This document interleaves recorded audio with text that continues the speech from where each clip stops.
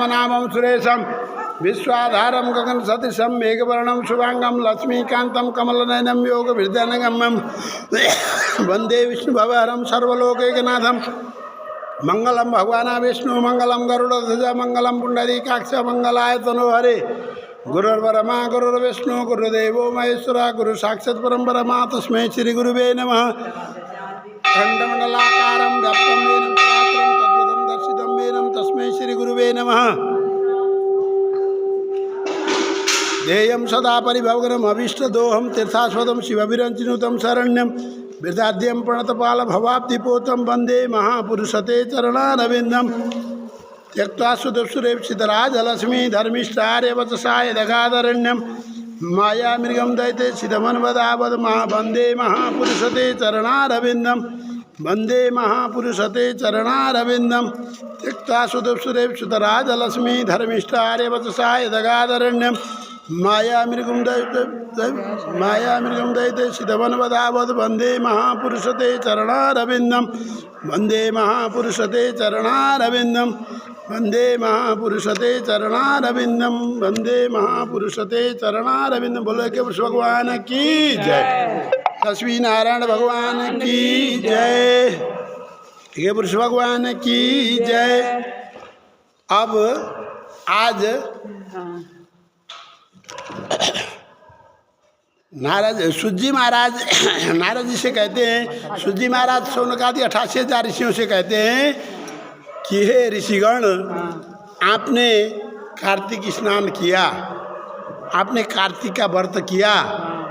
अब इसके उद्यापन की विधि में कहता हूँ, ध्यान से सुनो। सो व्रत संपूर्णता के अर्थ ब्राह्मणों को भोजन करवाएं, ब्राह्मण नहीं हो तो गौ का पूजन करें, ब्राह्मण और गौ नहीं है तो पीपल और बट वृक्ष का पूजन करें। ऋषि लोग पूछने लगे कि पीपल और बट वृक्ष ब्राह्मण और गौ के तुल्य कैसे हो गए? अगर ब्राह्मण नहीं है, ब्राह्मण है तो ब्राह्मण की सेवा करो, ब्राह्मण का भोजन कराओ, ब्राह्मण को दान दक्षिणा दो, नहीं है तो गौ को खिलाओ, गौ का पूजन करो। गौ भी नहीं मिलती तो बट वृक्ष पीपल वृक्ष जो भी मिले करो। सब वृक्षों में श्रेष्ठ क्यों है? सूजी महाराज बोले पीपल विष्णु का रूप है, बट रुद्र जी का रूप है। भगवान शिव जी रुद्र रूप धारण करके बट वृक्ष में रहते हैं और भगवान विष्णु जी विष्णु अवतार होकर के पीपल के वृक्ष में निवास करते हैं। और पलाश का वृक्ष जो होता है, पलाश मिलता है पहाड़ों में, पलाश के वृक्ष में ब्रह्मा जी का निवास है। इसलिए पलाश पीपल और बट वृक्ष ये तीनों पूजनीय हैं। उनका दर्शन और स्पर्श निश्चय मनुष्यों को पाप और रोगनाशक होता है। ऋषि लोग बोले ब्रह्मा रुद्र विष्णु रुद्र वृक्षत्व को कैसे प्राप्त हुए, कैसे वृक्ष बन गए, उनकी कहानी हमें बताइए।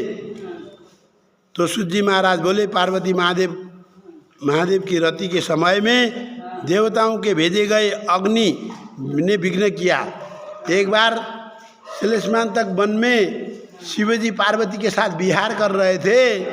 उसी समय उस जंगल उसके अंदर और कोई नहीं गया उस जंगल में। जब शिवजी पार्वती के साथ श्लेष्मान तक वन में विहार कर रहे थे, उस समय में अग्नि देवता को देवताओं के द्वारा भेजे जाने पर, जाओ शिवजी कहाँ हैं पार्वती के साथ। भोलेनाथ जी कहाँ गए? पार्वती के साथ आप जा कर के ढूंढ के लाओ। जाओ आप पार्वती के साथ ढूंढ करके लाओ कह के जब उनको कहा तो अग्नि देवता वहाँ पर चले गए थे। तब क्रोध होकर पार्वती ने देवताओं की सूरत सुख से छूटने से क्रोधयुक्त होकर के श्राप दिया था। सुन रहे हो जी? कीड़े भी सुख जाते हैं, मतलब जो कीड़े मकोड़े होते हैं वो भी सूरज सूख जाते हैं। सुन रहे हो जी? सूरज सूख जाते हैं का मतलब क्या हुआ कि कीड़े मकोड़े की काम बसाना के समय में अपना दृष्टि उधर दृष्टिपात नहीं करते, उस तरफ नहीं आते। और ये देवता लोग कैसे आ गए? देवताओं ने इंद्र उसको अग्नि को क्यों भेजा? हमारा सुख छुड़ाने से तुम लोग सब लोग वृक्ष हो जाओ। हमारा जो सुख में पार्वती के साथ शिव जी विहार कर रहे थे, उस समय जब विघ्न डाल दिया गया तो इससे पार्वती रुष्ट होकर के उन्होंने कहा कि तुम मुख्य देवता तुम तीनों हो, ब्रह्मा विष्णु महेश, ठीक है जी, तुम वृक्ष हो जाओ। अपने पति को भी साथ में दे दिया शराब, क्योंकि जहाँ विष्णु है वहाँ शिव है, जहाँ शिव है वहाँ ब्रह्मा है, इसलिए ब्रह्मा विष्णु महेश ये तीनों में कोई भेद नहीं है। विष्णु जी कहेंगे मैं वृक्ष बन गया, तो ऐसा नहीं हो सकता कि शिव जी के वृक्ष नहीं बनूंगा, ब्रह्मा जी वृक्ष नहीं बनूंगा, ऐसा नहीं होता। तो उन्होंने श्राप दिया तुम वृक्ष हो जाओ। अतः विष्णु गया में पीपल हुए, शिव जी प्रयागराज में बट वृक्ष हुए। प्रयागराज जा रहे हैं ना हम, तो वहाँ पे बट वृक्ष में अभी हम दर्शन करेंगे, वहाँ पे शिव जी का साक्षात रूप है। ऋषि पूछते रविवार के दिन पीपल को स्पर्श नहीं होता, शनिवार को आवश्यक होता है, अवश्य होता है। रविवार के दिन पीपल छूना बहुत पाप नाशक है। शिव जी प्रयाग में अच्छे बट वृक्ष हुए। ऋषि पूछते हैं कि ऋषि ने पूछा कि शनिवार को के दिन पीपल को स्पर्श नहीं होता। अब हम आप कह रहे हो वहाँ पे भगवान जी रहते हैं, शनिवार को आवश्यक होता है, इसका कारण विस्तार से कहो। उन्होंने पूछा कि ऋषियों को इतना पता था कि रविवार के दिन क्या नहीं करना चाहिए, पीपल के पेड़ को छूना तक नहीं चाहिए, पूजा करने के बाद छोड़ो, छूना नहीं चाहिए, इतना पता था ऋषियों को। इसलिए उन्होंने पूछा शनिवार के दिन तो बहुत आवश्यक होता है, शनि महाराज का निवास उसी में होता है, भगवान विष्णु जी भी वही कह रहे हो आप। शनिवार के दिन उनको पूजा जाता है, पर रविवार के दिन स्पर्श भी नहीं होता, ऐसा क्यों? वो पूछ रहे हैं, विस्तार से कहिए। सूत जी ने कहा समुद्र मंथन से जो रत्न उत्पन्न हुए वे देवों को मिले, देवों ने कौस्तुभ मणि और लक्ष्मी विष्णु को दी। जब विष्णु जी ने लक्ष्मी को लिया तब लक्ष्मी बोली मेरी बड़ी बहन दरिद्रता को छोड़कर मुझसे तुम कैसे लेते हो। देखो जब शादी होती है, अब प्रियंका की बड़ी बहन है, उनकी शादी पहले होती है ना, बड़ी बहन की शादी पहले होती है।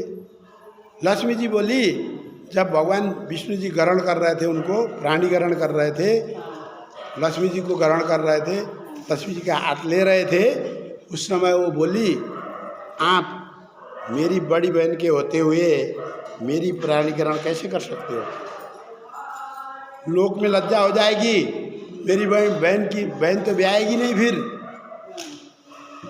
ब्याएगी नहीं वो, इसलिए आप पहले उससे विवाह करो, उसके बारे में सोचो पहले।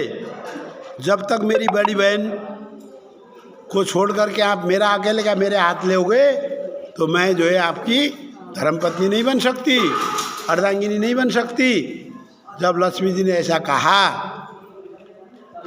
तो भगवान विष्णु जी कहते हैं हमारी बड़ी बहन दरिद्रा को छोड़ करके आप मुझे कैसे प्राप्त हो गए, अतः ज्येष्ठा का विवाह करके हमें ले चलो।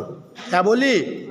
जो ज्येष्ठा है, जो बड़ी है, बड़ी बहन जो उसका नाम क्या है, दरिद्रता, अलक्ष्मी बोलते हैं उसको। अलक्ष्मी घर में आती है ना,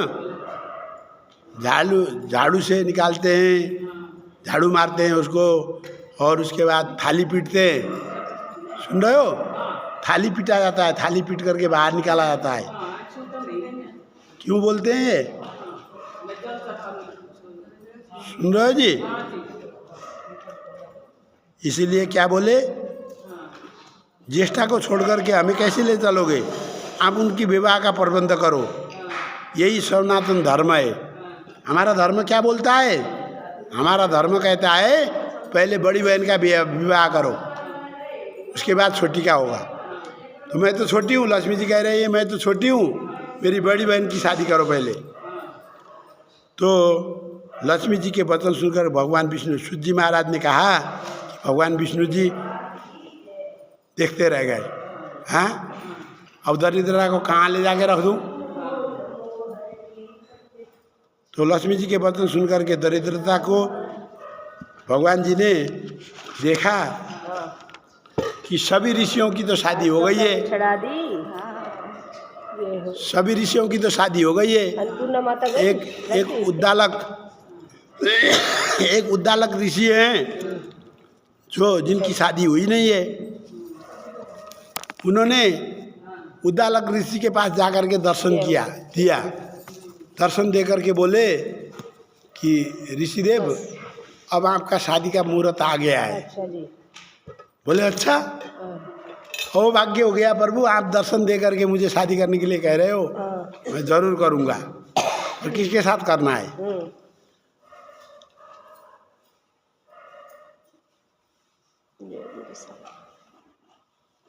अब उन्होंने क्या कहा कि आप मेरी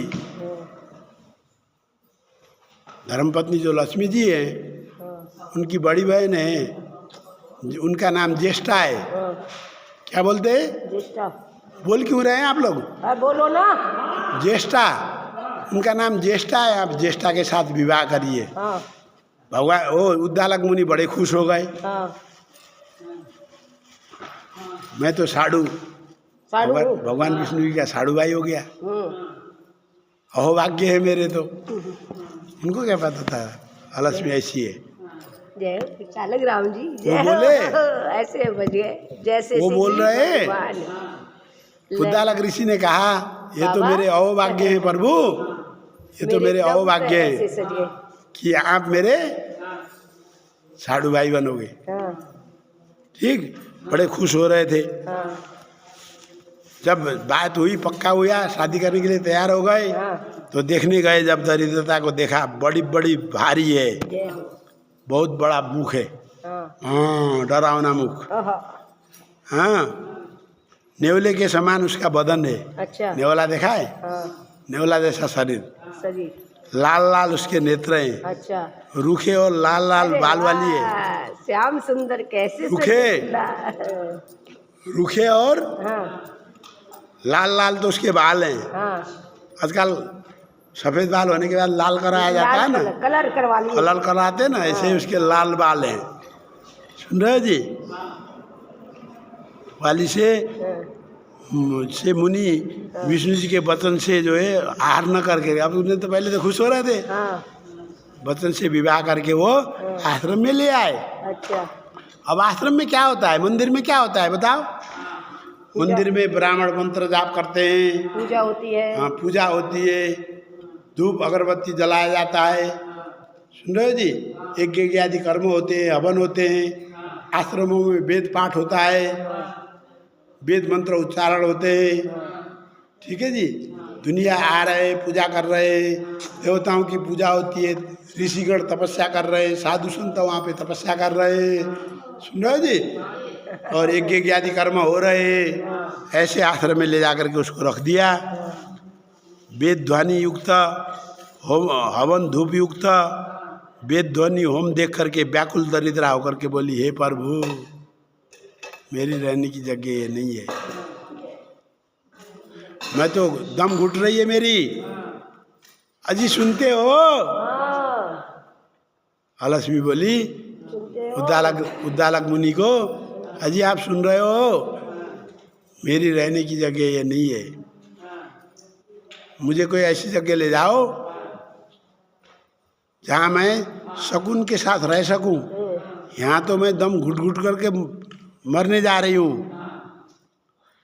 यहाँ तो वेद ध्वनि होती है, हवन होता है, वेदों के मंत्र निकल रहे हैं, धूप अगरबत्तियाँ जल रही हैं, मुझे दूसरी जगह ले चलो। उद्दालक कहने लगे कि तुम्हारे रहने लायक कैसी जगह होनी चाहिए बताओ? धर्मपत्नी बन के आई हो तो सेवा करना मेरा फर्ज है, समझ गए ना? तो मैं सेवा करूँगा। तुम बताओ, खुद बताओ तुम्हारी जगह कैसे होनी चाहिए? ज्येष्ठा कहने लगी, जहाँ वेद ध्वनि नहीं आती हो, अतिथि का पूजन नहीं होता हो, यज्ञ दान आदि कर्म नहीं होते हो, वहाँ मैं रहूँगी। जहाँ नीति है, धर्म है, प्रिय वचन बोले जाते हैं, गुरु देवताओं का पूजन किया जाता है, जहाँ होगा वहाँ मैं नहीं रह सकती। जहाँ गुरु स्त्री में रहते होते हैं, जहाँ चेले लोग गुरु की स्त्री को देखते हैं, गुरु लोग जो है सुंदर सुंदर चेलियों को देखते हैं। सुन रहे हो जी? हाँ जी। ऐसे गुरु स्त्री में रत रहते हो और गुरु स्त्री में जो है चेले रत रहते हो, ऐसा वो तो वेश्यालय हो गया। ऐसी जगह मुझे पसंद है। वो कह रही है जहाँ गुरु स्त्री में रत होते हैं, दूसरों के द्रव्य हरण करने वाले लोग होते हैं, मिल गया पैसा उठा के ले गए, उठा लिया जी, ले लो, ले जाओ। सुन रहे हो जी? उसके बाद द्रव्य हरण करने वाले लोग जहाँ रहते हैं, दूसरे की स्त्री के साथ प्रसंग करने वाले लोग जहाँ रहते हैं, दूसरी की स्त्री को पसंद करने वाले लोग जहाँ रहते हैं, वहाँ मैं खुशी से रहूँगी। वृद्ध सज्जन, वृद्ध लोगों की, बड़े बुजुर्गों की जहाँ सेवा होती है, जहाँ ब्राह्मणों का पूजन होता है, ब्राह्मणों को इज्जत दिया जाता है, ठीक है जी, वैसी जगह में मैं नहीं रह सकती। जहाँ वृद्ध का अपमान होता है, सज्जन ब्राह्मणों का अपमान होता है, कठोर वचन बोला जाता है, हाँ पंडित अड़े जा, उड़े जा, क्या कर रहे है नहीं? सास को बुढ़ी मरती क्यों नहीं है? खड़े थे जी रही है, बार बार परेशान करती है, दुखी कर दी, सीख लिया।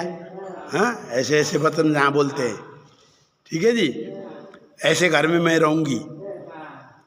सुन रहे जी? जहाँ पर लोगों में कलह है, कलह का मतलब क्या है? ठीक है जी, लड़ाई झगड़ा तो अलग हो गई, कलह मतलब हो जाए ऐसे चिल्लाते हैं घर में कि किसी के कहानी नहीं हो, बहरे हो सब, बड़ बड़ बड़ बड़ बड़, हाँ। और पड़ोसी सुन रहा है, अरे क्या हो गया उनके घर में, दो तीन बाद देखने जाता है। सुन रहे हो? यहाँ पे ये पहले अभी तो मकान बन गया यहाँ, जहाँ पर मैंने प्लॉट ले रखा था ना, यहाँ पे पहले भाभी जी लोग रहते थे। रात को क्या होता था? हाँ, कलह होता था, इतने बोलते थे, उनकी बोली भी ऐसी लगती थी लड़ाई कर रहे हो। सुन रहे हो जी? तो ऐसी जगह उनको पसंद है। हमारे घर में ये चीज़ ध्यान रखना है, कोई तेज तो नहीं बोलता, कोई तेज तो नहीं बोलता हमारे घर में, उसको समझाओ, बेटे ऐसे नहीं बोलना चाहिए, प्यार से बोलो, कान सबके हैं। अभी मैं इतनी बूढ़ी नहीं हुई हूँ, जो बहरी हुई तो समझाना पड़े, ऐसे समझाओ। जहाँ पर तेज ध्वनि नहीं सुनाई देती, जहाँ पर तेज बोलते हैं लोग, जहाँ झगड़ा होता है, वहाँ पर रहना मैं पसंद करती हूँ। सूत जी महाराज बोले इस प्रकार दरिद्रनाथ के वचन सुन करके उद्दालक मुनि ने व्याकुल होकर के बोले, ऐसी जगह ले चलेंगे तुम्हें, कोई बात नहीं, मुझे देखने दो वो जगह कहाँ मिलेगी। अब देखने चले गए, तुम्हारे लायक जगह देखने को मैं जाता हूँ, तब तक तुम पीपल के वृक्ष में रहो। क्या बोले? मैं तुम्हें ऐसी जगह ढूंढ के आता हूँ, तुम्हें साथ से लेके जा नहीं सकता है। मैं जहाँ जाता हूँ वहाँ तो लोग स्वागत करने के लिए आते हैं, ब्राह्मण लोग आकर के, मुनि जी आ गए कि अर्घ्य देते हैं, वेद मंत्रों का पाठ करते हैं, स्वागत करते हैं मेरे को। यज्ञ में शरीक होना पड़ता है, तो मेरे साथ जाओगी तो नहीं चलेगा, इसलिए आप थोड़े दिन तक आप यहीं रहो, क्योंकि यहाँ पे शनिवार के दिन तुम्हारे भाई और बहन और बहनोई आएंगे, दामाद, बहन और दामाद यहीं आएंगे, मिलोगी आप, अकेली भी नहीं बनोगी। एक दिन तो मिलन हो जाएगा बहन के साथ, दिन भर उनके साथ खाने को भी मिलेगा, भूखी भी नहीं रहोगी। इसलिए तुम जब तक मैं ऐसी जगह नहीं ढूंढ के आता हूँ, तब तक तुम जो है इसी पीपल में रहो, कह करके उन्होंने उसको पीपल में जगह दे दी। ठीक है जी। सूत जी महाराज का इस प्रकार दरिद्र का उसी जगह स्थापित करके मुनि वहाँ से गए, गायब हो गए, संपत्ति हो गए। अब वो कहाँ रहेगी? नहीं ले गए ना। अब वो ढूंढने गए, ऐसी जगह कहीं धरती में मिली नहीं। और ऋषि मुनि जब तपस्या कर रहे थे उस समय का समय कैसा था ये देखो ना।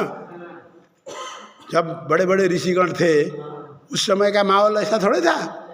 कलह करने वाले, गुरु पत्नी के साथ गमन करने वाले, चेली ढूंढने वाले गुरु, ऐसे थोड़े मिलेंगे फिर।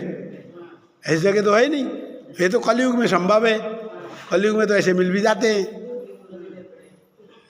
है नहीं। उस समय तो अब सत्य युग था, द्वापर था, त्रेता था, कौन सा युग था? उद्दालक मुनि का युग। अब देखना पड़ेगा भागवत में कौन से उसमें थे। तो उस समय ऐसे जगह तो थी नहीं, मिली। उनको पता है ऋषि को मिलेगी नहीं ऐसी जगह। तो अब इससे पिंडा छुटाने के लिए क्या करूं मैं? इसको यहीं छोड़ देता हूँ करके पीपल में छोड़ के चले गए। स्थापित करके मुनि वहाँ से चले गए। दरिद्रता ने बड़ी देर तक प्रतीक्षा की, पर मुनि को न देखा। तो पति के त्याग से दुखित होकर के वह रोने लग गई, चिल्लाने लग गई। देखो, अब 1 दिन बीत गए, 2 दिन बीत गए, 3 दिन, 4 दिन, 1 महीने, 2 महीने, 3 महीने, 6 महीने, 1 साल चिल्लाती रही, तो इंतज़ार करती रही। अब कितना इंतज़ार करे? अब शास्त्र जो जानता है, हमने गृहस्थ आश्रम श्रेष्ठ आश्रम के बारे में पढ़ा था ना, कथा सुनाई थी ना आपको। उस समय क्या बात हुई थी? अगर धर्मपत्नी के बगैर 15 दिन तक धर्मपत्नी घर छोड़ के चली जाती है तो 16वें दिन से उसका पति जो भी कर्म करता है तो सब कर्म जो है निष्फल हो जाते हैं, उनका कोई फल, पुण्य फल नहीं मिलता।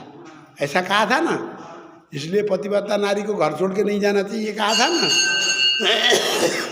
तो उसको भी पता था। वो तो इतने पढ़े लिखे विद्वान ऋषि है, मेरे उद्दालक ऋषि। अब ये मेरे को 3 महीने हो गए छोड़ के चले गए।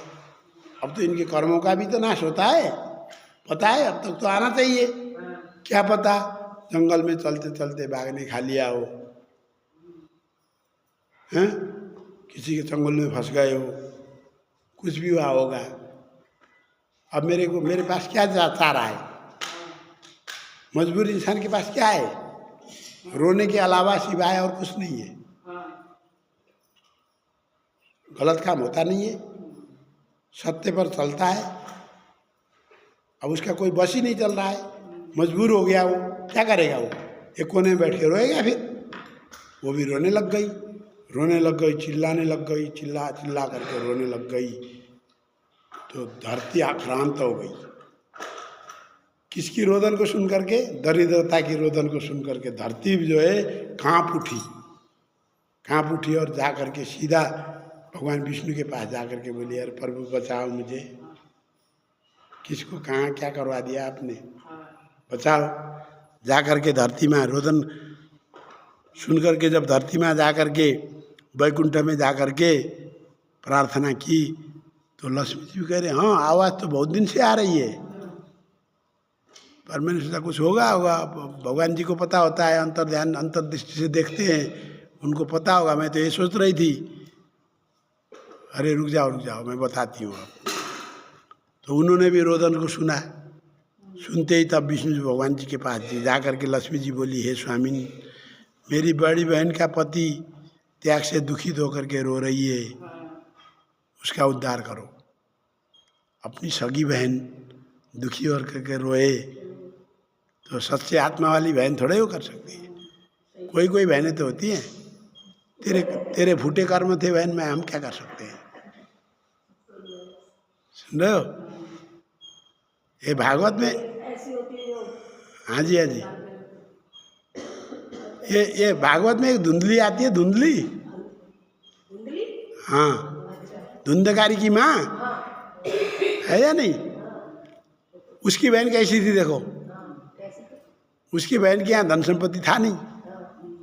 धन संपत्ति पाने के लिए क्या बोली, ठीक है बहन तू नाटक कर, बच्चा होने का नाटक कर और जब मेरा भी बच्चा पेट में है, जब मेरा बेटा हो जाएगा, बच्चा हो जाएगा, तो मैं लाके तेरे को पकड़ा दूंगी, तू मुझे धन दे देना, बस तेरे पास धन दौलत बहुत है।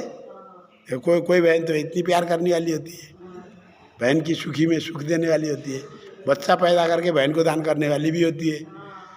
कोई होती है, देख बहन तेरे फूटे कर्म, अब हम क्या कर सकते हैं, आई गई है तो ले जा 100 रुपया, और क्या हो सकता है, टड़कार देगी, आगे से मत आइयो, मेरा घर भी दुखी हो जाएगा तेरे को देख के। सुन रहे जी? तो परेशान आत्मा को तो हर कोई दूर करना चाहता है। हमारे यहाँ भी ऐसा कोई टकरा जाए, एक दिन आके मांगेगा तो दे देंगे, कल भी आ रहा, परसों भी आ जा, माई दे दो, माई दे दो, और एक दिन फिर डंडा लेके निकलोगे आप ही, है या नहीं? बार बार फोन करने लग गया है तो तेरा ठक्का उठा रखा है हमने, ऐसे बोलते हैं ना। पर वो तो मजबूर है बेचारा, मजबूरी तो नहीं देखी जाती ना, नहीं देखते ना हम, बात यही है। तो बेचारी रो रही है, कुछ तो करो प्रभु जी, त्याग से दुखित होकर रो रही है, शांति करने के लिए चलो।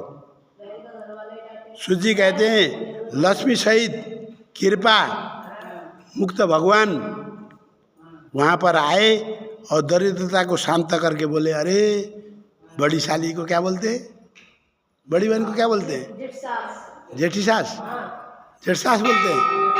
अरे जेठ सास जी शांत होइए, अब हम आ गए आपकी सेवा में, शांत हो जाओ, मत रो, सुनो मेरी बात, सुना रहे हैं। अब साली छोटी होती तो साली होती, अब बड़ी है वो। हाँ हाँ जी, जेठानी दीदी, हाँ जी, हाँ जी, हाँ। उधर जैसे बहू आ करके जेठानी दीदी बोलती है ना, हम जैसे हम दामाद है तो हम भी जेठानी दीदी बोल देंगे। सुन रहे जी? तो इसके बाद क्या हुआ, दरिद्रता को शांत करके बोले, पीपल के वृक्ष में तुम सदा रहो। अब एल्ले भाई कर दिया काम। भगवान विष्णु जी क्या कहा, यही जगह तुम्हें दे दिया मैंने, तुम्हारे पति देव की आज्ञा के अनुसार तुम्हें यहीं रहना चाहिए, और मैं भी ये कहता हूँ कि तुम यहीं रहो। क्यों? क्योंकि इसमें मेरा वास है, क्योंकि पीपल में मेरा वास है। भगवान जी कह रहे हैं ना, पीपल में मेरा वास है, तुम भी यहीं रहो। यह वृक्ष हमारा अंश है, मेरे अंश से बना हुआ है। बट वृक्ष किसके अंश से बना है बताओ? क्या सुना था इतनी देर? हाँ, भोलेनाथ जी के, शिव जी के। पलाश का वृक्ष वर्मा जी के, ठीक है जी। वर्मा जी के अंश से पलाश का वृक्ष बना था, जब पार्वती ने श्राप दिया था जब, तो विष्णु जी के अंश से क्या बना था? पीपल। वो बोले इसमें मेरा ही अंश है, आप इसलिए हमेशा इसी में रहो। कार्तिक मास शुक्ल पक्ष से पूर्णिमा के दिन सौभाग्य हेतु पूजन अवश्य करना चाहिए। सुनिए जी आप, अब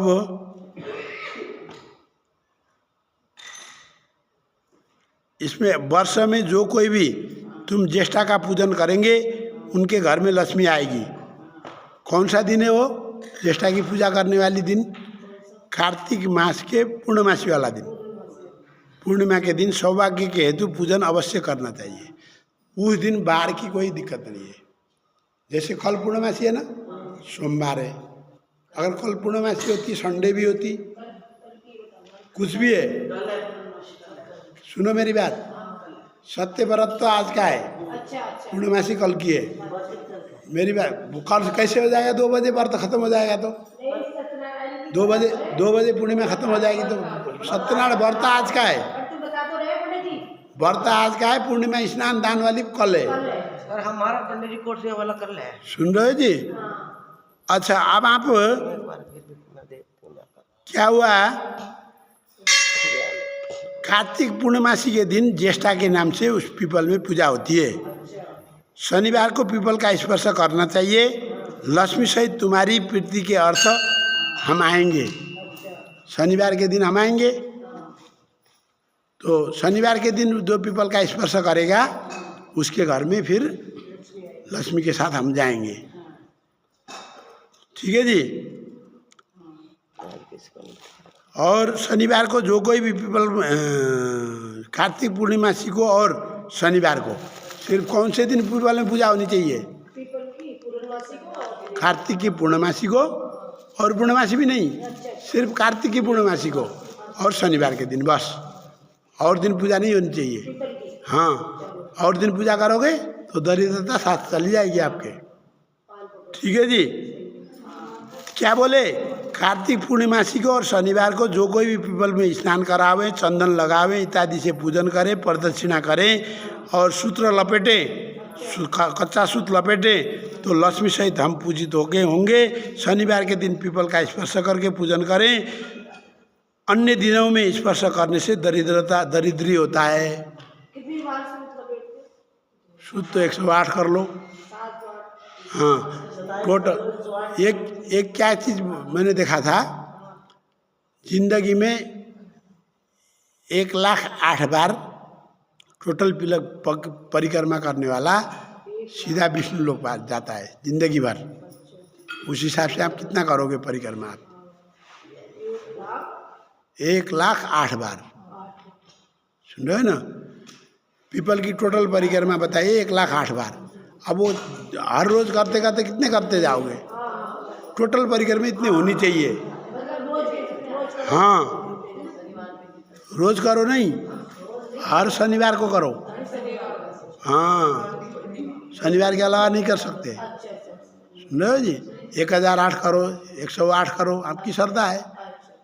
हमारे यहाँ क्या करते हैं बताऊँ मैं? हमारे यहाँ पहाड़ों में अब तो होने लग गए मंदिर। पहले क्या होता था, पहाड़ में एक घर वहाँ है, एक घर वहाँ है, एक घर वहाँ है, दूर दूर होते थे तो मंदिर नहीं होता था। तो वो क्या करते हैं, पीपल के पेड़ में ही पूजा करते हैं, बड़ के पेड़ में ही पूजा करते हैं, अग्नि की पूजा करते हैं। जहाँ पंडित जी होते हैं वहाँ त्रिशूल गाड़ करके, जहाँ पंडित जी है ना, पीपल का पेड़ लगाया, त्रिशूल गाड़ दिया। हाँ, और वो मिलता है ना नर्मदेश्वर शिवलिंग, नर्मदेश्वर नदी से लाया हुआ, वो शिवलिंग ला के रख दिया। बस लोग उसी में आते हैं, जल चढ़ाते हैं, वो मंदिर उसके तरह हो गया। कोई वो बना नहीं है, खुला ही है, वो पीपल के नीचे ही है। सुन रहे हो जी?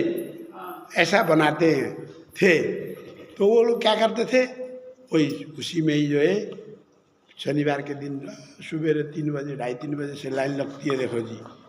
हाँ, और परिक्रमा लगा रहे लोग, शुद्ध लपेट रहे, परिक्रमा लगा रहे, 108 परिक्रमा, 1,008 परिक्रमा, खूब लगा। ऐसे करते थे, हमने देखा छोटे में, जब हम पहाड़ों में थे, छोटे में हमने देखा लोग ऐसे, वही पूजा होती थी। दिन में सूर्य अर्घ दे दिया, सूर्य नारायण भगवान। जंगल में वन देवी का छोटा सा थान बना रखा होता था, पत्थर ही रखा होता था। देखो हमने तो पत्थर ही देखा है, वो वन देवी हो गई, वो वन देवी हो गई। ठीक है। जो काली गंडक की नदी है, हमारे पास में पड़ता था, काली गंडक की नदी में स्नान करने जाते थे। और क्या, अब धाम बन गया। अब वैसे ही वो धाम बन गए। अब आजकल धाम बने हुए हैं, ऐसे ही था। तो इसलिए शनिवार के दिन स्पर्श करके पूजन करें। अन्य दिनों में स्पर्श करने से दरिद्री होता है। पीपल की पूजा करने से हम उत्तम गति देते हैं। शनिवार के दिन और कार्तिक पूर्णिमासी वाले दिन पीपल की सेवा करने वाले को हम उत्तम गति भी देते हैं। इस प्रकार विष्णु जी बोल करके अंतर्ध्यान हो गए। अब उसको दे दिया ना, साल में एक बार पूजा होने लग गई। कल पूजा करेंगे हम पीपल में, सोमवार है, उसे कोई मतलब नहीं, क्योंकि कार्तिक पूर्णिमासी के दिन करना चाहिए बोला। उस दिन पूजा करने से वो जो लक्ष्मी थी ना, ज्येष्ठा भी, वो ज्येष्ठा भी खुश होकर के, चलो तुम्हारे घर में भी लक्ष्मी चली जाए, कम से कम मेरी तो पूजा कर लिया आज, कहेगा लक्ष्मी जी को ही भेजते हैं, कहा ना। इस प्रकार मूल में अंतर्ध्यान हो गए। मूल में वर्षा, उस पीपल के मूल में ब्रह्मा जी का वास होता है, अग्रभाग में आगे जो है चोटी में शिव जी का वास होता है और बीच में मेरा वास होता है। ऐसे पीपल को नमस्कार है। मूलतो ब्रह्म रूपाय अग्रतो शिव रूपिणे मध्य तो विष्णु रूपिणे अस्वस्थाय नमो नमः ऐसा मंत्र है। अस्वस्थ भगवान मतलब अस्वस्थामा, अस्वस्थ वृक्ष बोलते हैं उसको। तो अस्वस्थाय नमो नमः कह के नमस्कार कर रहे हैं।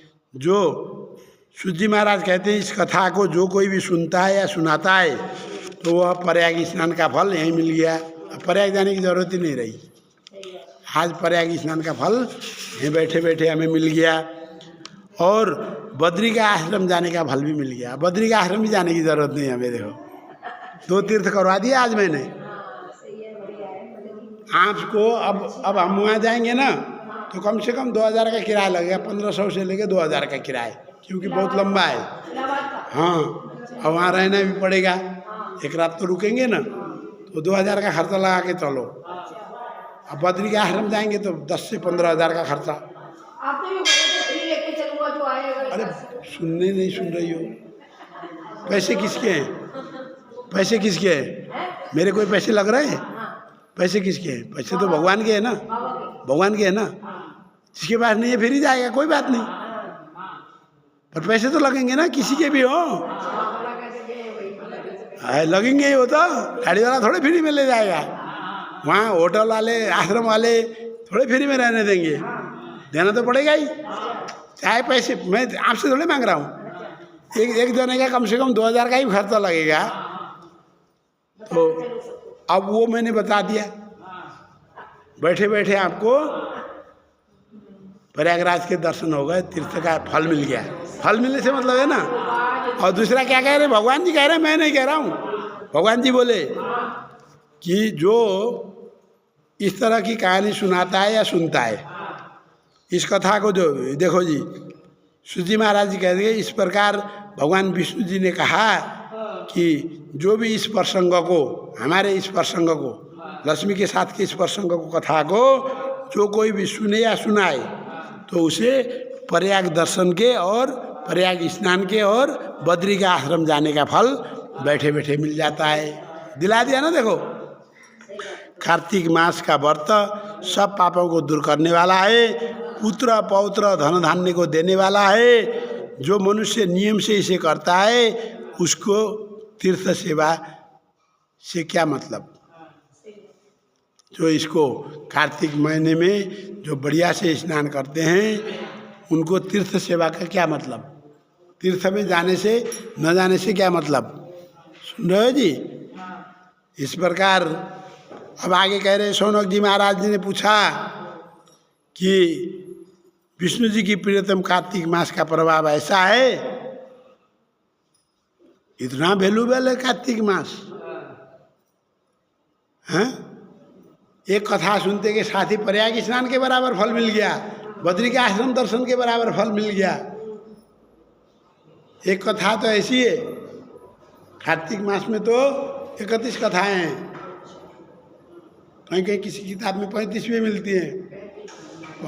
35वें दिन तक जो है कथा, कोई कथा सुनेगा, 35 कहानियाँ सुनेगा, कार्तिक स्नान करेगा और कार्तिक का व्रत करेगा, कार्तिक में दान पुण्य करेगा। देखो दान पुण्य देखो, वो आई सबसे पहले कौन सा आया था? करवा चौथ है या नहीं? करवा चौथ में व्रत रखा, आपने दान नहीं करा? करवा दान करा होगा या नहीं करा? किसी ने साड़ी श्रृंगार भी लेके आए थे, मेरे को भी दे के गए। पंडितान जी नहीं थी उस दिन। हाँ तो क्या हुआ? दान करा ना। छठ आई, जो छठ पर्व मनाते हो आप लोग, आप लोगों ने छठ में कितना दान करा? देखो स्नान करा होगा, क्या क्या चढ़ाते हैं। चढ़ाने का मतलब क्या हुआ? दान ही तो हुआ हो। सुन रहे हो जी? तो इसलिए जो दान करा आपने कार्तिक का महीना के प्रभाव से जो है ऐसा है, तो स्वामी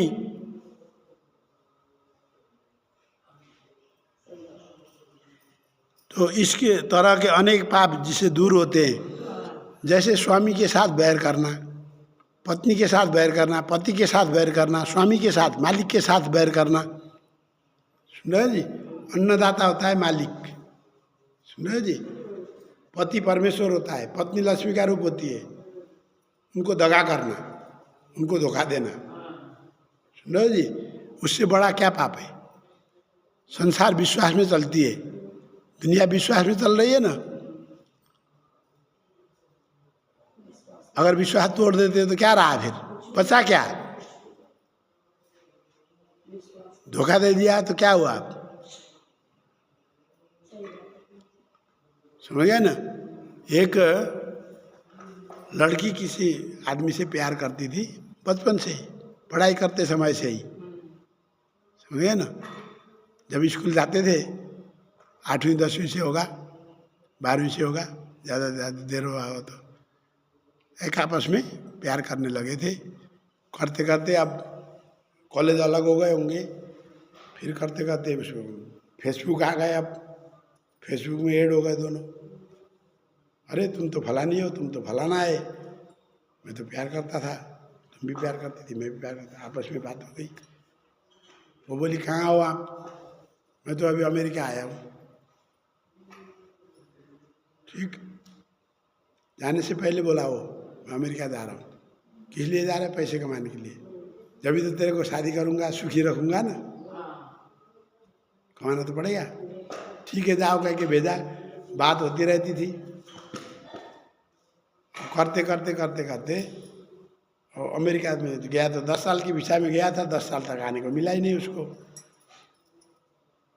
इधर जो है उसकी लड़की के माँ बाप चिल्लाने लगे, बुढ़ी हो गई,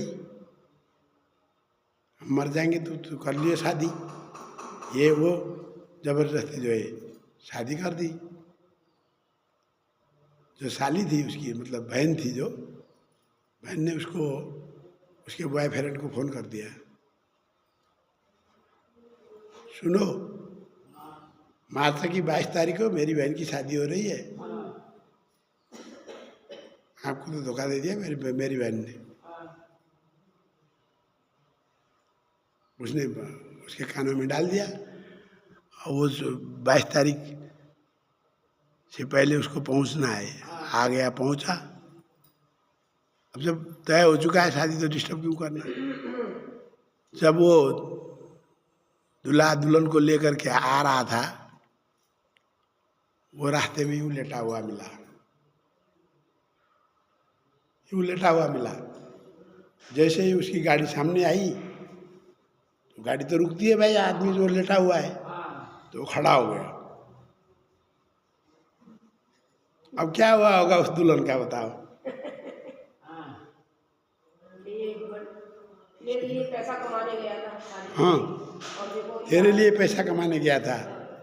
पैसे भी भेजता था उसको, ऐसी बात नहीं। अच्छा, पैसे भी भेजता था। और फिर भी शादी कर ली। हाँ, तो उसने कहा ठीक है, जो कुछ हो गया हो गया, मैं तो ये देखने आया था जब तुम दुल्हन बनोगी तो तुम कितनी सुंदर लगती होगी, उसको देखने के लिए आया था। मैंने देख लिया, अब आगे बात करके कोई फायदा नहीं है, जाओ अपना घर संसार बचाओ।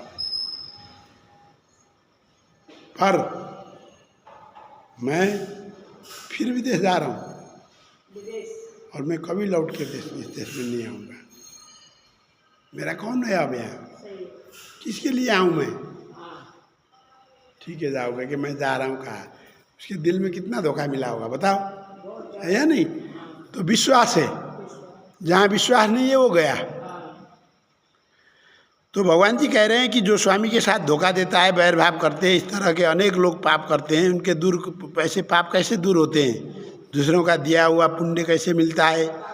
बिना दिया हुआ पुण्य भी मिलता है क्या, या नहीं है? सूत जी महाराज ने कहा बिना दिया पुण्य और पाप भी प्राप्त होता है, कोई जरूरी नहीं है। ओए देवी, मैं तुम्हें पाप दे रहा हूँ, ले जा मेरे पाप, तब तो पाप मेरे पाप वहाँ जाएंगे, ऐसा कोई जरूरी नहीं है। दुखी देखा मैंने उसको, चल मैं तेरा पुण्य दे रहा हूँ, जा, मैं तेरा पुण्य दे रहा हूँ, मेरा पुण्य दे रहा हूँ, जा, तेरा कल्याण हो जाएगा। कल्याण हुआ है ना, है या नहीं? कार्तिक स्नान करने वाले ब्राह्मण ने क्या करा था? उसको दुखी स्त्री को देख करके क्या करा था? अपना पुण्य दिया था, उसका कल्याण हो गया था ना, है या नहीं? तो इस विषय में पूछा तो एक समय क्या हुआ कि आपको मैं अरे भगवान जी भाई नहीं है, सुन रहे भाभी जी? हाँ, तो क्या हुआ? ऐसे ही है। एक बार क्या हुआ कि एक राजा ने 1000 ब्राह्मण को भोजन कराने का संकल्प लिया और अपने राज्य में ब्राह्मणों को न्योता भेजा। सही समय आ गया, कार्तिक शुक्ल पक्ष पूर्णिमा के दिन व्रत रह करके 1008 ब्राह्मणों को मैं भोजन कराऊंगा कह के बैठा था। उसने हलवाई लगा दिए, खाना बन रहा है, ठीक है जी, खाना बन रहा है। अब ब्राह्मण भी दिए गए टाइम पर हाजिर हो गए, सब आ गए। अब हलवाई भी जो है, देखो राजा के यहाँ क्या होता है, ब्रह्मभोज हो रहा है, तो कितने परिकार बनेंगे बताओ? ब्राह्मण को खिलाने के लिए आप अगर मेरे को न्योता देते हो तो भी 3-4 आइटम 5 आइटम बना के बैठते हो, कम से कम भी खीर तो चाहिए, चटनी तो चाहिए, बड़े शौक से खाते हैं पंडित जी। भिंडी की सब्जी भी बना दूँ, दाल तो पंडित जी का फेवरेट है, दाल भी बना दूँ। अरे राजमा चावल मिल जाए तो पंडित जी खुश होके खाते हैं, दही बल्ले बना दो। हाँ, तो इस तरह से परिकार बनाते हैं ना। तो अब वहाँ तो क्या हुआ, ब्राह्मण आ रहे हैं, राजा का ब्रह्मभोज हो रहा है, राजा के यहाँ है, उसके यहाँ कमी नहीं है भंडार में, उसने आदेश दे रखा है। बड़े बड़े सेठों के शादी में गए होंगे आप, कितनी परिकार होते हैं, एक एक चम्मच भी खाओगे ना फिर भी पूरा नहीं खा पाओगे आप, फिर भी रह जाती है। तो हलवाई भी बिजी 2 दिन 3 दिन से लग रहे हैं। अब खुले मैदान में बना रहे थे, क्या हुआ, जब पायस बन रहा था, खीर बन रहा था, ऊपर से वो चील नहीं होता, चील बाज बोलते हैं, चील बोलते हैं, हाँ, वो सांप को पकड़ता है, बाज सांप को पकड़ करके उठा करके ले जा रहा था। गरुड़ का रूप होता है बाज। तो उस सांप ने सोचा अब मैं इसको क्या कर देता हूँ, जहर फेंक देता हूँ इसके में। जैसे ही उसने उसके पंजे में जहर फेंक दिया, जहर फैल जाएगा, जहर फैल जाएगा तो ये मेरे को छोड़ देगा। जहर तो जलाता है ना, जलन करता है जहर, सुन रहे ना। अगर किसी ने जहर खा लिया तो निगलने की देरी है, बस निगलने के साथ यहाँ से शुरू हो गया, इतना जलन होता है कि जलते जलते सारे अंग, अंदर के अंतरंग जो होते हैं ना हमारे, नीले पड़ना नहीं, सब जल जाते हैं, सब जल जाते हैं और वो स्वाहा हो गया। सुनो, एसिड होता है, एसिड, लोग एसिड फेंकते हैं ना दुश्मन के साथ, वो भी जलता है ना, ऐसे ही होता है जहर भी। तो सांप जो है उसके पंजे से छूटने के लिए उसने क्या सोचा, अब मैं जहर उगल देता हूँ और इसके बदन में फू करके जहर उगल दूंगा तो ये जलन से तड़पेगा तो मेरे को छोड़ देगा। जैसे ही जहर उगला तो कारणवश वो जहर सीधा गिर करके क्या हुआ, वो बनते हुए खीर में गिर गया। ठीक, अब ब्रह्मभोज हुआ, टाइम से ब्रह्मभोज हुआ, ब्राह्मण आए, सबने भोजन खाया खिलाया गया। भोजन खाने के बाद 1008 ब्राह्मण सबके सब स्वाहा हो गए। सुन रहे जी? अब तो वहाँ यमराज के हंगामा हो गया, बाप रे बाप, फलाने राजा के यहाँ 1008 ब्राह्मण की हत्या हो गई। यमराज का दरबार थर थर काँप रहा है। इतने बड़े बड़े नैष्ठिक ब्राह्मण, तपस्या करने वाले, ध्यान करने वाले, पूजा करने वाले, हवन यज्ञ आदि कर्म करने वाले, कहाँ से अच्छे अच्छे ब्राह्मण बुलाया था ना राजा ने, ऐसे ब्राह्मणों की हत्या हो गई, सबके सब मर गए। यमराज के यहाँ हंगामा हो गया। अब उन ब्राह्मणों को कहाँ जगह दिया जाए, क्या करें अब, ब्राह्मण तो मर गए। पाप तो चढ़ेगा ना, ब्रह्म हत्या का पाप। किसको चढ़ाएंगे पाप? सही बात किसको लगा पाप बताओ अब?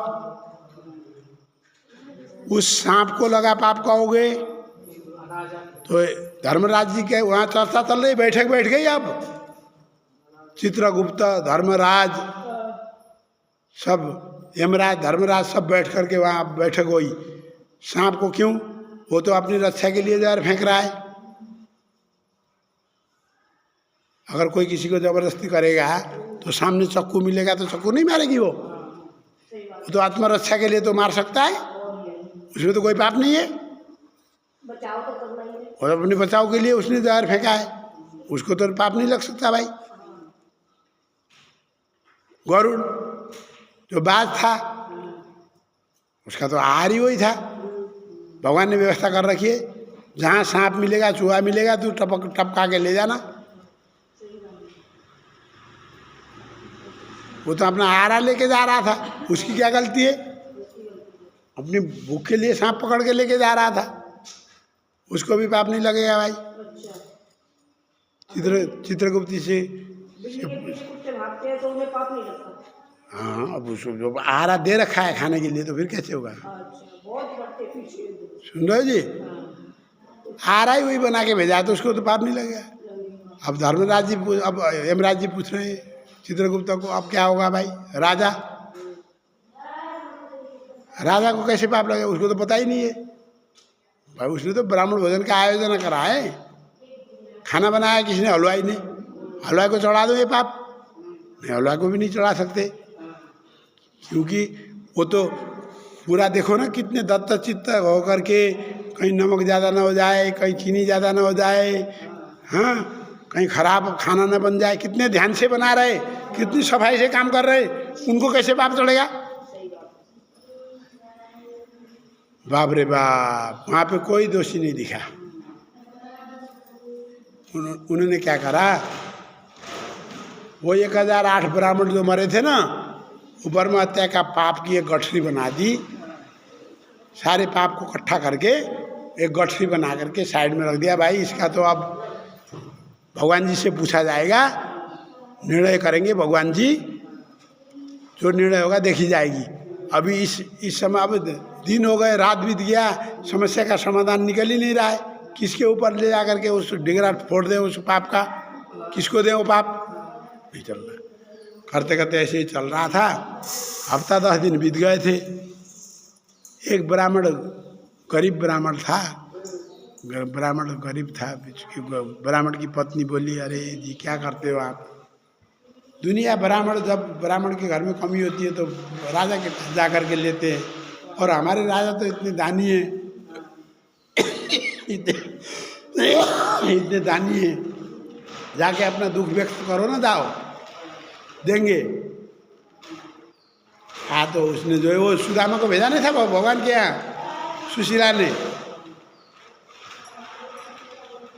सुदामा जी को धर्मपत्नी ने भेजा नहीं था भगवान कृष्ण जी के यहाँ। ऐसे ही ब्राह्मणी ने ब्राह्मण को भेजा राजा के यहाँ। राजा के दरबार की तरफ ब्राह्मण जा रहा है। जाते जाते टी पॉइंट में पहुंच गया। 2 राह आ गई। 2 राह आ गई तो 2 राह में आगे, घर के आगे एक महिला बुढ़िया बैठी हुई थी, कुर्सी लेकर के, चटाई लगा करके बैठी हुई थी। उसने पूछा, माताजी राम राम, माताजी राम राम, माताजी ठीक हो? हाँ जी ठीक हूँ। हाँ पंडित जी महाराज, आप ठीक हो? हाँ ठीक हो। माताजी दरबार मार्ग कौन सा है? राजा के यहाँ जाना था, किस साइड से जाएंगे? सुन रहे हो? तो बोली, रास्ता तो वो है पंडित जी महाराज, पर सावधान होना, ये राजा तो बहुत दुष्ट है। 1008 ब्राह्मणों को ब्राह्मण भोजन के लिए बुला करके सबकी हत्या करवा दिया। वहाँ कुछ मत खाना, सावधान हो जाना कहा। ठीक है। उसी समय यमराज ने कहा, देखो मिल गया, मिल गई। कौन मिल गई? बुढ़िया। 1008 ब्राह्मण मारने का पाप जो पोटली बना के रखी थी ना, बुढ़िया के ऊपर थपड़ दिया। लो बताओ, अब वो बुढ़िया कहती है मैंने जिंदगी भर कोई पाप नहीं करा, भगवान के व्रत भी करे, अब बूढ़ी हो गई हूँ, मरते समय इतना जलन क्यों हो रहा है, इतना बदन दर्द क्यों हो रहा है, यूँ कितना क्यों तड़प रही हूँ, साल हो गए, 2 साल हो गए, 3 साल हो गए, खाट में पड़ी हूँ, तड़प रही हूँ, हे भगवान उठा ले, कहती हूँ नहीं मानता, मुझे जहर दे दो, हे बहू जहर दे दे तेरा भला होगा, कह रही है, चिल्ला रही है। कोई अपनी सास को जहर दे के मारेगी क्या? तड़प तड़प के मरी है बुढ़िया। और जाते ही जो है भाई यमराज के दूतों ने पकड़ लिया, भाई 1008 ब्राह्मण मारने वाली बुढ़िया आ जाए। तो हम बातें करते हैं ना किसी के बारे में, कितना बड़ा सजाएं मिलता है। किसी की बुराई करते हैं, किसी की अच्छाई भी करते हैं, किसी से मतलब मत रखो, कोई मतलब नहीं है। अच्छाई है भी रहने दो, उसकी अच्छाई उसी के पास पड़ी है, उसकी बुराई उसी के पास पड़ी है, हमें क्या लेना देना।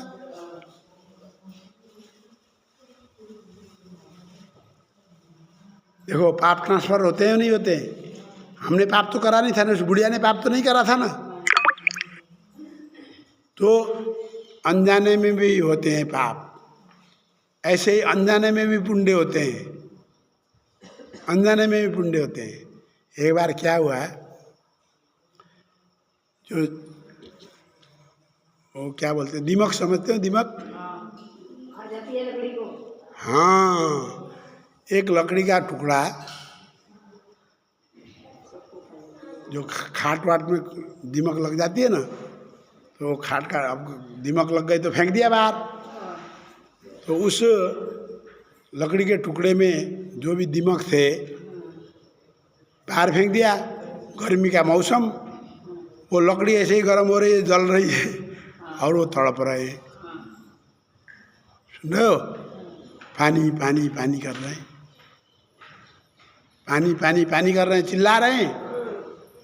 क्या हुआ? अब कई तो मर गए, बिना पानी के कई मर गए। तो क्या हुआ, नदी भी पास में, ज़्यादा दूर नहीं थी। तो क्या हुआ, एक ब्राह्मण नदी में, ब्राह्मण नहीं था वो, पापी था, कपड़े के साथ ही गर्मी के कारण ग्वाला था, वो पापी ग्वाला था, वैसे कपड़े के साथ ही पानी में कूद गया। गर्मी के कारण पानी में कूद गया, थोड़ी देर पानी में खूब नहाया, उसके बाद जो है कपड़े के साथ ही बाहर निकल करके उसी लकड़ी के पास आकर के खड़ा होकर के उसने कपड़े चेंज करे। तो उसके बदन से कितना जल गिरा, गिरा नहीं गिरा? उसके बदन से कितना पानी गिरा। वहाँ पर जो दीमक लगे थे, दीमक थे उस लकड़ी में, हाँ तृप्त हो गए वो। तो एक दीमक को कितना पानी चाहिए? एक बूंद पानी तो 10 दीमक के लिए पहुँच जाता है। उसके शरीर से कितना, बदन से कितना पानी निकला हुआ। आज गीले कपड़े हैं, वो भी गीले कपड़े भी वो निकाल करके उसी का लकड़ी के ऊपर रख रहा है। 4 पैर का पाया था, लब समझ लो, उसी के ऊपर रख रहा है। जमीन में रखूँगा तो धूल चिपक जाएगी कह के। तृप्त होकर के उनके दिल से क्या निकली, अपने आप दुआ निकलती है, कहने की ज़रूरत ही नहीं है, कहने की ज़रूरत ही नहीं है। मैं तड़प रहा हूँ 10,000 रुपया के लिए, मैं तड़प रहा हूँ 10,000 रुपया के लिए। 10,000 रुपया होता तो मेरा पता नहीं कितना बड़ा काम हो जाता, मेरी ज़मीन की रजिस्ट्री हो जाती। मैं तड़प रहा हूँ, पर कोई ऐसा आया कि पंडित जी अब मंदिर के नाम से निकाल के रखे थे, बहुत साल हो गए थे, ये 11,000। मैंने सोचा आप पीछे बीमार भी हुए थे, लग गए थे, कोई बात नहीं, आपको ज़रूरत होगी, ये रख लो, कह के दे के गया। तो मैं तो आशीष दूंगा, देने की ज़रूरत ही नहीं है। कोई बात नहीं भैया, आप आपने भगवान के नाम के निकाल रहे होंगे तो भगवान के गले में डाल दो, कोई बात नहीं। नहीं नहीं, आप ही रख लो, ज़बरदस्ती दे के गया वो। रहे जी, मैंने उसको कुछ नहीं कहा, आशीर्वाद भी नहीं दिया, तेरा भला हो भी नहीं कहा, पर उसका भला ऑटोमेटिक हो गया। सुन रहे हो? कटे हुए घाव पे मलहम लगा के गया वो। सुन रहे हो? कटे हुए घाव पे मलहम लगा के गया तो घाव अपने आप ठीक होगा या नहीं होगा? क्या मेरे कहने से तू मर जा कहने से मरेगा कोई? मेरे कहने से तेरा भला हो, तेरा कल्याण हो कहने से कोई किसी का कल्याण होगा? ये तो हमारी मन की सोच है कि अरे पंडित जी के पास जाकर के आशीर्वाद लेंगे, पैर छुएंगे। कितनी बार मैंने कहा, शास्त्र कहता है गुरु के भी पैर नहीं छूना चाहिए, गुरु के भी पैर छूना मना है। सुन रहे हो? सिर्फ कब छू सकते हैं? अगर आपके पतिदेव की उसी से मंत्र ले रखा है, पति पत्नी दोनों ने एक ही गुरु से मंत्र ले रखा है, तो उसके पैर आप छू सकते हो। क्योंकि पति की भी वही जगह है, वही धाम है। गुरुदेव का पैर पवित्र तीर्थ होता है, पवित्र धाम होता है।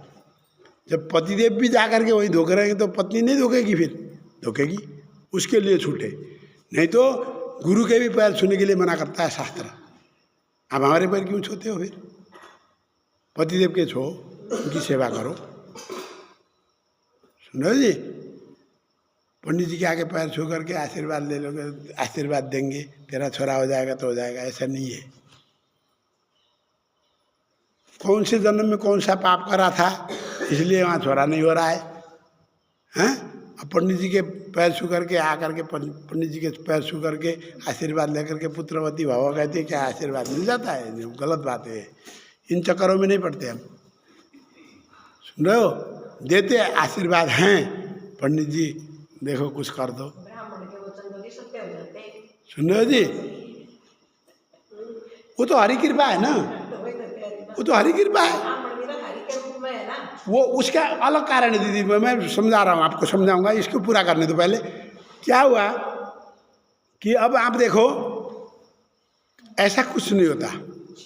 ये किसी ने मेरे को, पंडित जी, उस पंडित ने मेरे को मर्जा कह दिया, इस पंडित ने मेरे को ये कह दिया, ये सब व्यापार ये भ्रम की खेती कर रहे हो आप लोग।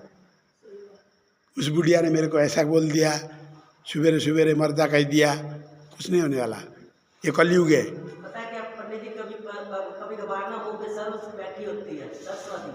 वो सच्ची हो जाए, वो आप वही जाएगा कि ये बात इसने कही है, ये सच। ना आप ये सुनो, बताऊं वो क्या होगा, वो किस लिए होता है मैं बता रहा हूँ आपको। अभी मेरी बात सुनो पहले। किसी को बेटा हो जाएगा, चलो ठीक है जाओ, ठीक है, आशीर्वाद दे दिया, ठीक है जी, आशीर्वाद लिया, चल रही है, कुछ तो दिया नहीं उसने। मन मन में क्या कह रहा है? अरे यार बेकार, सवेरे सवेरे दिमाग चाटने आ गई थी, बता, 1 रुपया भी नहीं दे के गई, इतना बड़ा आशीर्वाद ले गई। हाँ 11,000 21,000 दे के जाती बाप। हाँ पक्का होगा, भगवान हो जाए इसका तो हो जाए। अब ऐसे साधु, ऐसे संत, ऐसे ब्राह्मण रह गए, तो क्या कौन सा पैर छू के आशीर्वाद लेने से कोई मिलेगा कुछ? ये सब बेकार है। किसको मिलता है? देखो मैं यहाँ बैठा हूँ, ठीक है, मैं यहाँ बैठा हूँ ना। अच्छा ये बताओ, आप लोगों के सामने बात बोल रहा हूँ, भगवान साक्षी है। मैं बीमार हुआ, 35 लाख खर्च हुए, मेरा क्या गया, 12 लाख का प्लॉट बिका है बस, ठीक है। सुनो मेरी बात, 38.5 लाख। सुनो 2.5 साल 3 साल ही तो हुए भाभी जी, 2.5 साल 3 साल ही तो हुए, वही तो। अब ये बताओ, अब फरवरी में 3 साल हो जाएंगे, मार्च में 3 साल होंगे, अप्रैल में हुआ था, अप्रैल नवरात्र चल रहे थे। हाँ सुनो मेरी बात, अभी 2.5 साल ही लगा लो, 3 साल भी नहीं हुए। तो मेरे 12 लाख तो प्लॉट से उतर गए, तो 23 लाख रुपया कहाँ से आए? सबने दिया। अब तो पैसे मांगने नहीं आ रहा है ना कोई कि पंडित जी आपको हमने इतने इतने दिया था उस टाइम लाओ, कह रहे तो कोई नहीं आ रहा ना। उसने उस कोरोना के टाइम में भी क्यों करा, उसको पता होगा। बाबा ठीक हो जाए और क्या। सुन रहे हो? या मेरा पूर्वजन्म में लेना था, या उसको देना था, या उसके मन में ऐसा था, या क्या था, या भगवान उसके दिल में आके बैठा था, वो जाने, भगवान ही जाने। सुन रहे हो जी? सुन रहे हो? अब मैं बता रहा हूँ ना, अगर मेरे को उस टाइम देना पड़ता, अगर मेरे को उस टाइम देना पड़ता, समझ गए ना? मेरे को भी अगर देना पड़ता ना उस समय, मैं किसी को 5100 देने लायक भी नहीं था, क्योंकि कोरोना चल रहा था। सुन रहे हो? और लॉकडाउन चल रहा था, और कब तक चलेगा पता ही नहीं है, क्या पता 2 साल चला जाए। और अपने जेब में जो पड़े 8-10 हज़ार पड़े थे वो भी दे दूंगा तो मेरा क्या होगा, ऐसे सोचता है ना इंसान, आगे की सोच के बैठते हैं ना हम। पर नहीं, लोगों ने तो ऐसे दिल खोल दिया। मैं बता रहा हूँ ना, एक लड़की यहीं कॉलोनी की है, एक लड़की यहीं कॉलोनी की है, मैंने उसको आज तक एक झाड़ा भी नहीं करा था, समझ लो। उस लड़की को मैंने एक झाड़ा भी नहीं करा था, समझ गई? उसने मेरे खाते में 51,000 डाल दिए। जब बेटी बोली बाबा एक बहन का नाम आया है, दीदी है कोई, उसने 51,000 डाले, कौन है? अच्छा क्या नाम आ रहा है? फलाना आ रहा है। अच्छा जी, वही नहीं जानती आंटी को तू? अन्य आंटी के बगल में रहती है ना, वो आंटी को नहीं जानती तू? बोले अच्छा वो दीदी। बताओ ये कहाँ से हुआ है? इसको बोलते हैं चमत्कार। इसका मतलब अब मैं उसको घमंड करूं, अरे मुझे तो इतने लोग मानते हैं, ऐसे करते हैं वैसे करते हैं, नहीं, सब बेकार है। धरा का धरा में धरा ही रह जाना है, कुछ नहीं रखा है। किसी के कुछ देने से नहीं होता, मैं बता रहा हूँ, किसी के कुछ देने से नहीं होता। आपने आज मुझे 1100 रुपया दक्षिणा दे दिया, कार्तिक की कथा सुना है पंडित जी ने, कार्तिक भर महीने भर कथा सुना है, 1100 तो बनते हैं, कह के किसी ने 1100 दे दिया, तो मेरा घर बन जाएगा? नहीं बनेगा। किसी ने 11 रुपया दे दिया, किसी ने 11 रुपया दे दिया, मेरे पास इतने इतने देती हूँ, 11 ही दे दिया, तो मेरा घर बनेगा? नहीं बनेगा। सुन रहे जी? पर मैं कमा रहा हूँ, मैं बताता रहा हूँ ना। मैं एक रात, श्याम बाबा है कराने वाला। सुन रहे जी, मैं एक रात यहाँ बैठूँ ना, सुन रहे हो? मैं अभी भी बोल रहा हूँ, बाबा 1 लाख से भी ऊपर दे रहा है। दे रहा है बाबा, आपके भक्त इतने हैं, भक्त हैं। सुन रहे जी? मुझे सबसे पहले 2009 के 9 में नहीं, 2010 में जब बाबा ने मेरे को दर्शन दिया था ना, 9 महीने बाद दर्शन दिया था बाबा ने। यहाँ दूसरे पंडित जी थे, सुन रहे हो? 9 महीने बाद जब मैं यहाँ के तपस्या करने लगा, 9 महीने बाद बाबा ने दर्शन दिया था। मेरी बेटी का फी, बेटे बेटी यहाँ पढ़ते थे, फी का वो आया पर्चा एग्जाम से पहले। मैंने ठीक है कोई बात नहीं बाबा, ये आया है देख लेना। और अगले दिन मैंने बेटी से पूछा, बेटी कुछ कहा तुम लोगों को आज स्कूल में? हमें तो, औरों को तो बच्चों को निकाल रहे थे बाहर, हमें तो कुछ नहीं बोला। ठीक, फिर उस दिन तो मैं जा नहीं पाया, अगले दिन मैं चला गया। हाँ भैया क्या क्या था, कैसा कैसा था? बोले एक भाई साहब आए थे, वो तो पेमेंट करके चले गए। मैं अकाउंटेंट के पास चला गया पूछने, पता नहीं जी मैंने तो उनको कहीं देखा नहीं है। 56,000 था टोटल, उनको हमने तो मैंने तो देखा नहीं था जी, वो तो कभी यहाँ मंदिर स्कूल में तो आते नहीं थे। वो बोले पंडित जी के बच्चों का नाम क्या क्या है पता है आपको? बोले खाटू श्याम वाले पंडित जी? हाँ जी हाँ पंडित जी सदानंद शास्त्री। हाँ ठीक है जी, इतने इतने लो पेमेंट कर दिया और चले गए। हमने तो आपने भेजा होगा, आपने कहा होगा, आपका भक्त होगा कोई। पहला चमत्कार हुआ था, उस दिन के बाद मैंने मांगना छोड़ दिया। याद रखना, उसी दिन रात को बाबा से बात हुई थी, किसी से भी इतना पैसा लगेगा नहीं कहेगा। मैं ये रुद्राक्ष 500 रुपया का है, 5000 का है तो लूँगा मैं, ठीक है। पूजा कराओगे, हवन करो, आके पूछते हैं पंडित जी हवन के कितने दक्षिणा लोगे?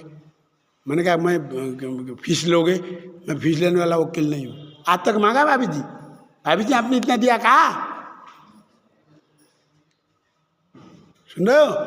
उस दिन से मैंने, जैसे बाबा ने कहा नहीं मांगेगा तो तेरा पूरा भंडार भरेगा इसी तरह से।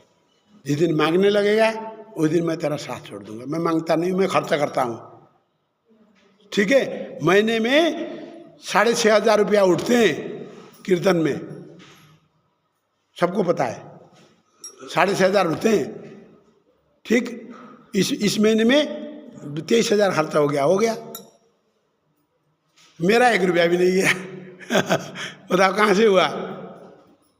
बाबा के वक्त से वही करा। और हमने प्रोग्राम भी अच्छा करा, अच्छा लगा ना? हाँ अच्छा लगा था, बढ़िया था ना? कलाकार भी ठीक थे, एक गाय तो इसने भजन हाँ, अच्छे- सजावट भी ठीक था। भजन अच्छे गाए थे, सुन रहे हो? बढ़िया था लड़का, है ना पतले वाले लड़के। और हर महीने भी चला रहा है।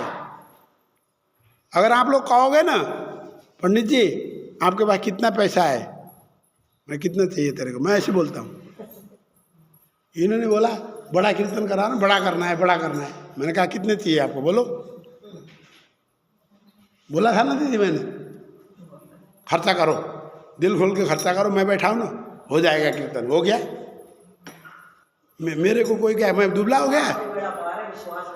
हाँ, कीर्तन करने गया क्या मैं दुबला हो गया क्या?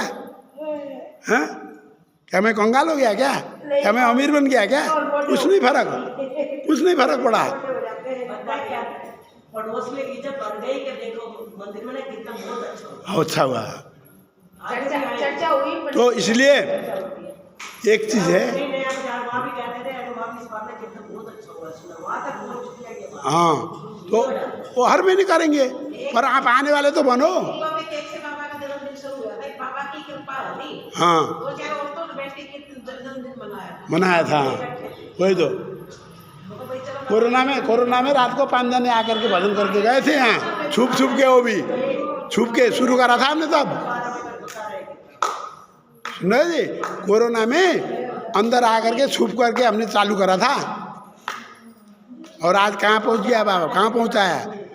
आप लोग आने वाले बनो, कलाकार, प्रसाद। मैंने कहा ना, मैं तो एकादशी प्रसाद में जैसे शनिवार वाले कल बनाया नहीं था, ऐसे ही प्रसाद बनाने वाला था एकादशी उस दिन रात को। समझे ना? पब्लिक का भरोसा नहीं हुआ, सारे के सारे शादी में जा रहे हैं। उधर की पार्टी बढ़िया छोड़ करके इधर क्यों आए? ठीक हुआ। सुनो, अगर अब देखो, अब अगली एकादशी आएगी ना, अगली एकादशी में मैं रात को प्रसादम बना रहा हूँ। एकादशी प्रसादम, कल का एकादशी प्रसादम था ना, ऐसा ही एकादशी प्रसादम बना रहा हूँ। रात को 12 बजे के बाद अपना फलियार खाओ और जाओ। घर तो खाते ही है, फलियार नहीं खाते। क्या कह रही है? बाबा का प्रसाद नहीं खाओगे तो मत खाओ, हम तो खाएंगे क्योंकि प्रसादम है, बाबा का प्रसाद है। 12 बजे तो दूसरा दिन लग जाता है ना। तो अलग क्या हो गया उससे क्या हुआ? अच्छा, चलो हो जाओ। ठीक है जी, चलो आज का प्रसंग यही रखते हैं। मैं क्या कहने जा रहा था भाभी जी? पैर छू रहे थे जो, मैंने बोला था ना अभी 1 मिनट, कारण बता रहा हूँ। पैर मत छुओ, पड़ता धरता वो है। उनके जब समय आता है ना हमारा, तो जब समय आता है तो वो कहता है फलाने पंडित जी के पास चला जा, तेरा काम हो जाएगा। मेरा इज्जत बनाने के लिए उसने आपको यहाँ भेजा है बस, और कुछ नहीं है। नारायण नारायण लक्ष्मी नारायण।